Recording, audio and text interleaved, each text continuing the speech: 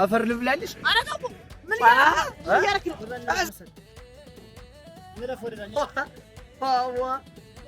አታ ምን ወራ ለማን ያዝነው የምጠጣ ቀይዋን እኔ ስፖርተኛ ስለሆንኩ ቀይዋን ነው የምጠጣ የኔ ጥቁሩን አምጥልኝ ያን ጥቁሩን በሬ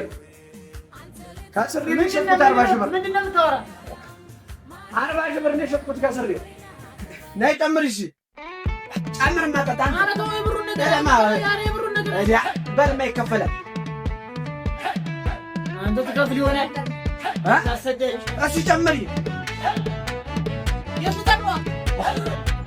ይደከራል እንጂ ይሳመጥ አረተው እንደባል ልጅ በልማ እዛ ደርቋል እኮ ነው የምልህ ዋ ስለማታውቀው ነው አንተ ተፋለው በል ጫንዴ እናቴ